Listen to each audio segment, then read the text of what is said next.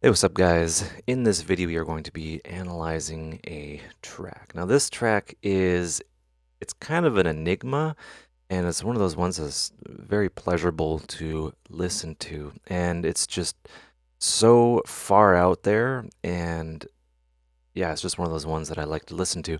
And if you ever wanted to like test out your stereo image of your monitor placement, this is the track to listen to, and it's Aphrodite's Child, The Four Horsemen. And there's some really interesting things going on in this track that really fascinate me. So it was recorded in 1970, and there's a lot of turmoil and disagreements within members of the band. And it's one of those great kind of concept albums of the progressive rock variety. And the label didn't like it, and they basically refused to release it. And then it was subsequently released in 1972. And by that time, all the members had left to pursue other projects. So it's one of those ones. It's one of those. It could have been lost. But yeah, anyway. So it's from the album called 666. And I suggest that you pause the video and you go listen to it. There'll be a link in the pinned comment on this video, and yeah, let's hop into it. So the cool thing about this track is there's a like a extreme contrast in the beginning here, and there's wind chimes and stuff like that. But pay attention to the stereo image. Let's just give it a little bit of a play here.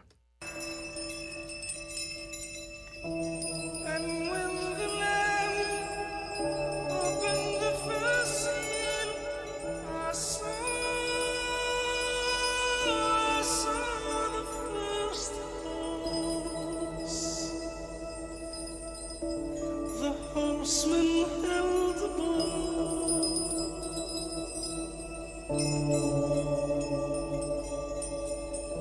and when the Lamb opened the second seal, I saw the second horse. The horsemen held the sword.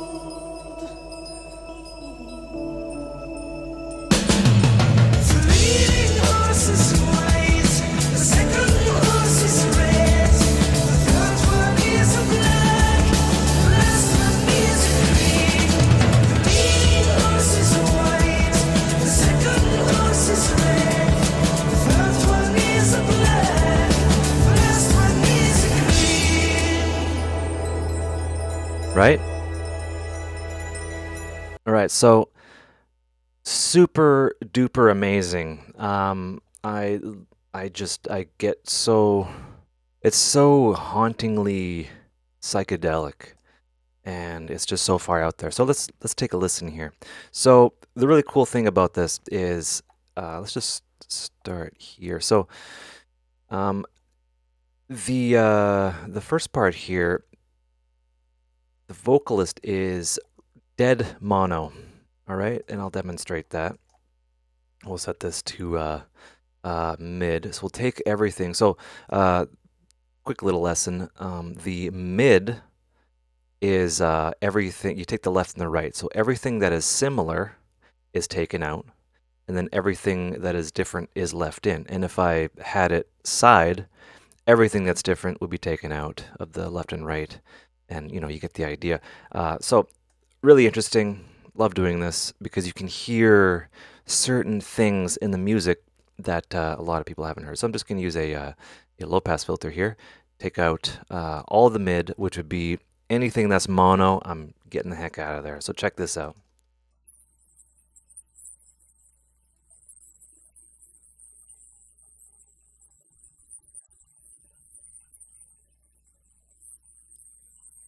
Right, so the chimes and then the reverb is very stereo.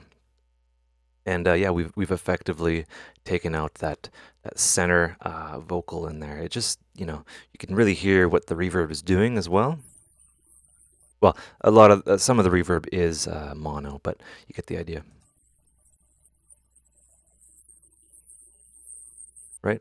So let's switch that up here. We'll go side, and this is just the difference. So this might make you a little bit seasick.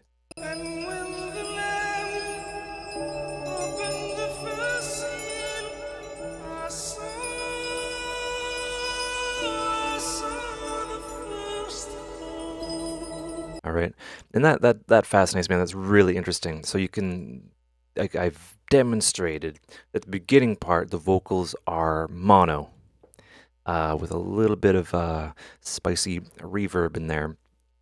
Very creative and using like top tier technology of the day to create these things. So here's something that's really interesting that occurs in this track.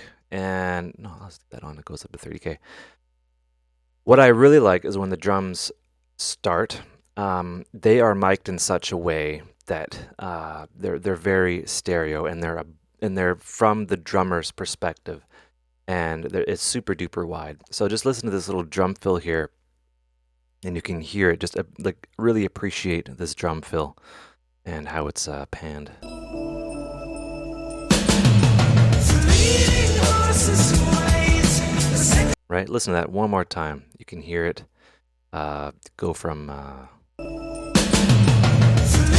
left to right, the toms and things like that.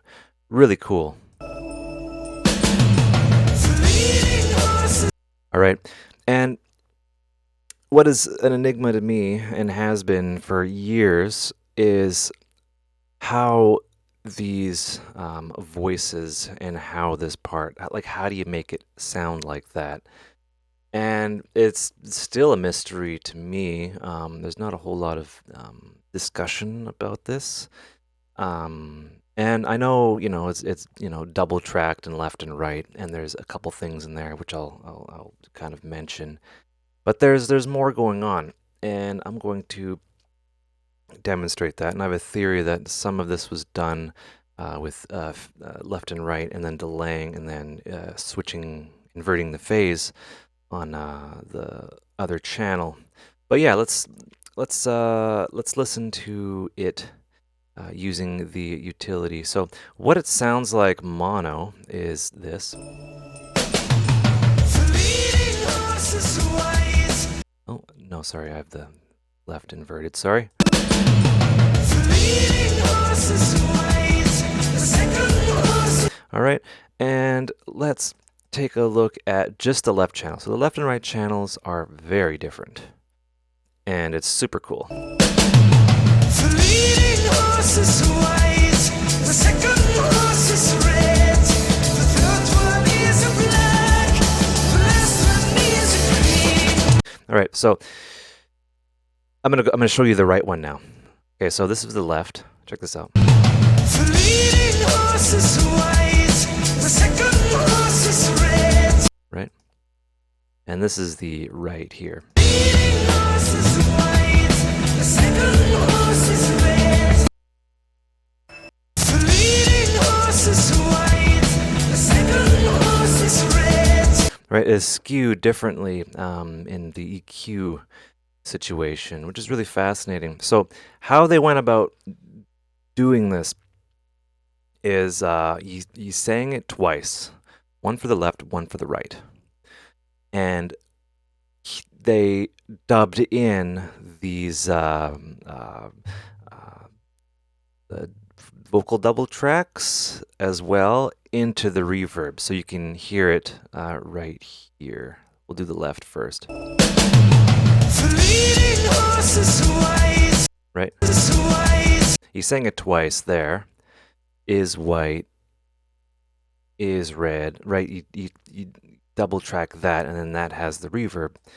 And same here, Fleeting horses' ways, the second horse is red. right? Is red, is red, is red. Right? Did it twice, so it's actually four vocals there. And how it works is there's such a contrast from the beginning. The horsemen held the sword. Fleeting horses' the way that red is so it's I'm gonna use the word trippy because that's what it is.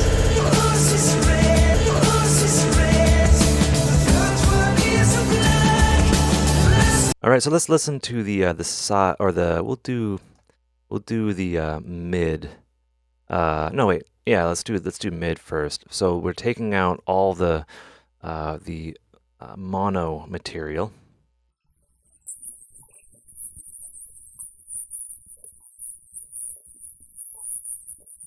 Right, there's not a whole lot in there, and it sounds interesting, but when you invert the phase of the one of the channels,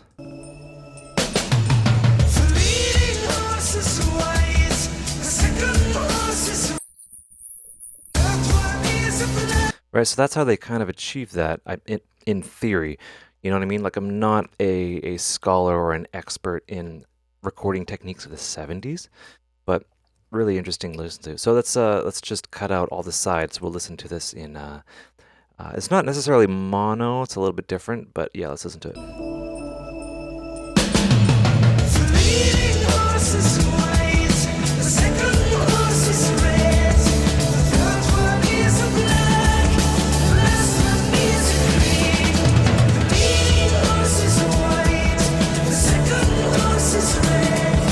Right, and it's just one of those things. And there's another part here, the second part, and there's some synth going on in there, but you can really hear the double track because of the vibrato of his voice. They kind of go at a time on the left and right.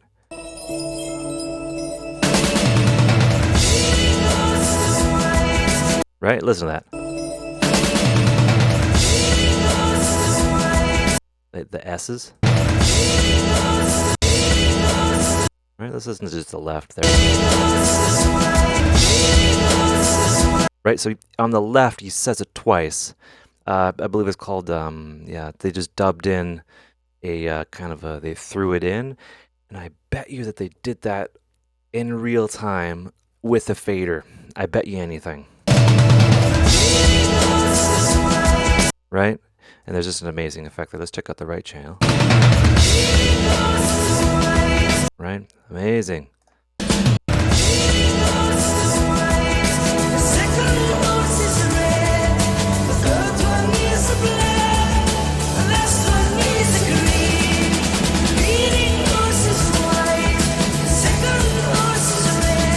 That is so wide and so amazingly done. And it's just this sonic experience.